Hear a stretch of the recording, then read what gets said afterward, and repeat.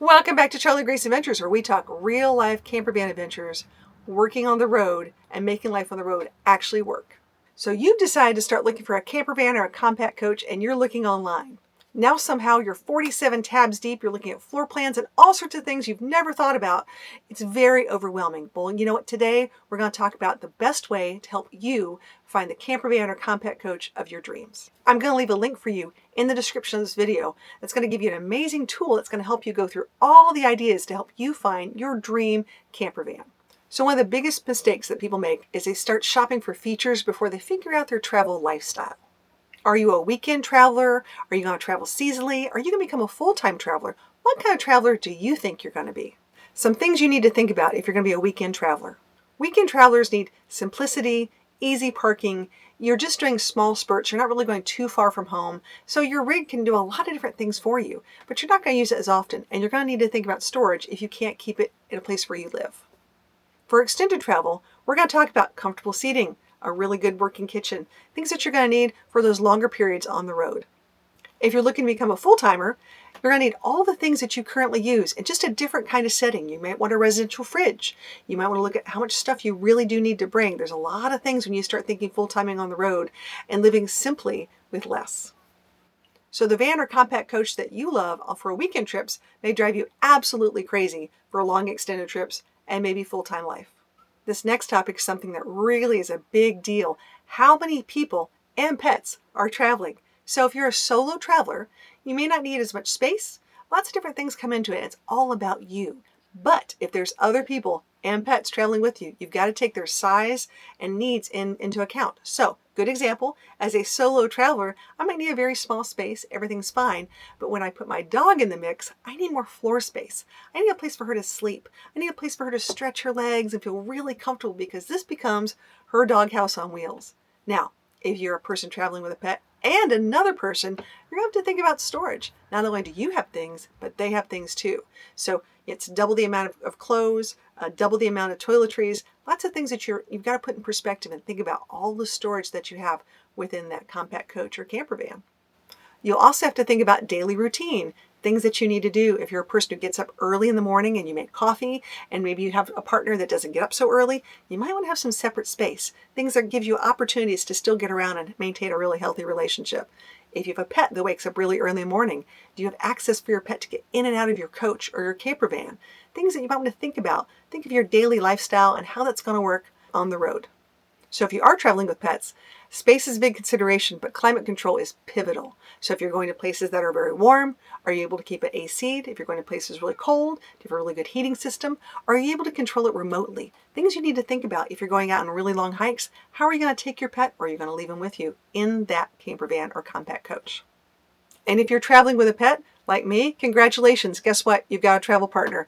She takes up half the bed, so therefore I need a really big bed to make sure both of us gets great sleep. All right, let's talk about something really serious, and that's money. Did you know that the cost of your compact coach is not the true cost of everything? We need to talk about insurance. We need to talk about maintenance. We need to talk about upgrades or modifications and the things you're going to put in it. You're going to be surprised how much money you're going to spend within the first year of upfitting and buying stuff for your camper van or compact coach. The real cost of your coach is going to be the cost of the coach, plus the setup, all the stuff you're going to buy, and of course, where you're going to stay. Remember, when you're buying, if you're buying at the top of your price bracket, that doesn't leave you a lot of room for any modifications, maintenance costs, insurance, and all those other things. So make sure you budget accordingly. Find something that's going to fit within your budget and work with it, and then make your dream vacations. Go on those amazing trips, but make sure that you're not buying way at the top, or you'll not be able to use it. And the whole idea is to go out there and use it, travel, have fun.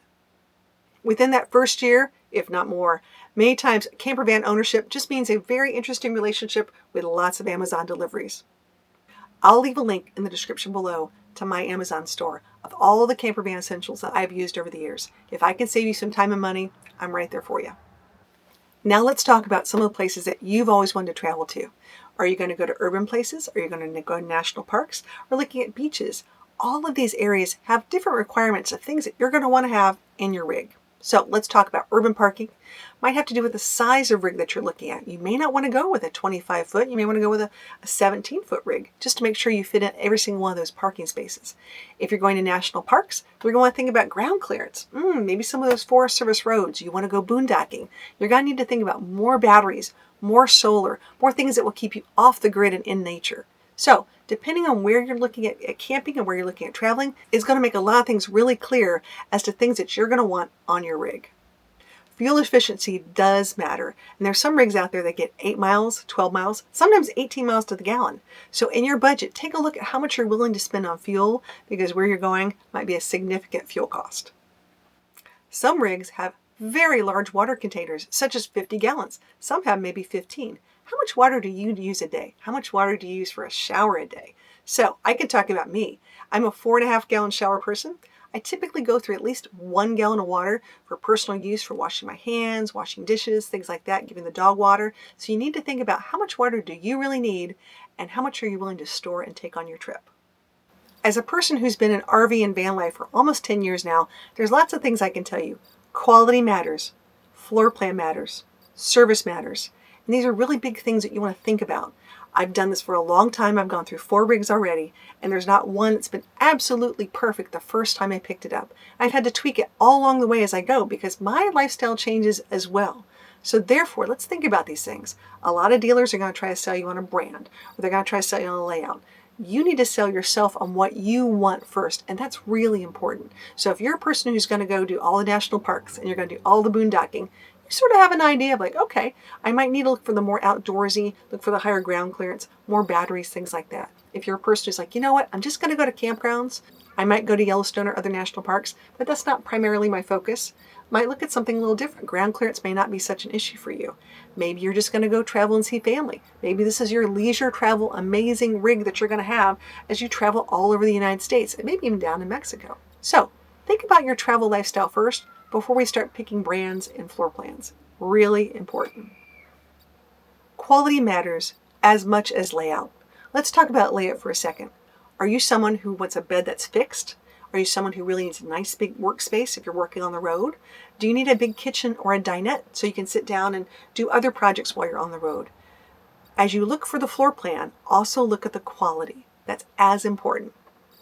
One of the best pieces of advice that I give everyone is you should go out and rent a camper van or a compact coach. There's no better way to find out exactly what means the most to you than renting one for a weekend or even a week or even a month. Go for it. Rent different types of camper vans and rigs and have a great time. Take it out to a campground. Take it and go boondocking. Sort of learn those tricks of the trade as to what really is going to work for you. Find out what might fit in a camper van such as that. It's a fantastic way before you spend way too much money on something that you're not going to like. My second piece of advice is don't buy a camper van or a compact coach that impresses other people. It's about you. It's not about them. You find something that works for you. And at the end of the day, you're going to be really, really happy. If you find this process to be very stressful and you're trying to figure out which way you want to go, I've got a fantastic tool. I'm going to leave a link in the description below. It's free. It's fantastic. They're going to walk you through a process. I'm working with a team, and they essentially go through all the steps that you need to think about for your lifestyle in getting a camper van or a compact coach. Take a look at this. Let me know. And if you're in the process of doing this, let me know how it goes. I'm so excited for you. Write in the comments below, hey, I'm thinking about getting XYZ camper van. What do you think? I can't wait for you to be on your journey. The reason why I'm doing this video is to help you avoid the mistakes that I made. Let me tell you about some of the mistakes I made. Number 1, I went to a dealer. I thought I had an idea of what I wanted. I looked at 3 different things, picked out one of the 3 and thought, oh, this will be great. Didn't look at quality, didn't really look at lifestyle, missed out on how the dog is going to fit within it, and guess what?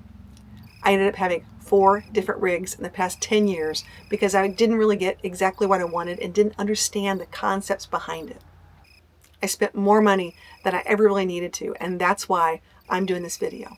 I want to help you make the right decision for you based upon your travel lifestyle. I'm working with a team of wonderful people that have a great tool called a Vanalizer that'll take you through the process of thinking about these things, and they will help assist you through the process of looking at vans, deciding what's good for you, and also helping you through the buying process, which is very frustrating sometimes. I love this tool. So I'll leave a link in the description below. take a look at it, and tell me where you are in your van or compact coach buying process. I want to know if there's something I can do to help you. Write it down. You can also send me a personal email at contact@charliegraceadventures.com, and I'll send you a really cool free resource that might help you along your way. Thanks for watching. Do me a favor, hit that like and subscribe, that bell to get notified. I put out really cool videos every single week on cool adventures, van life, overlanding, and product reviews, things that might be really cool to add to your setup. So until next week, safe travels and happy trails.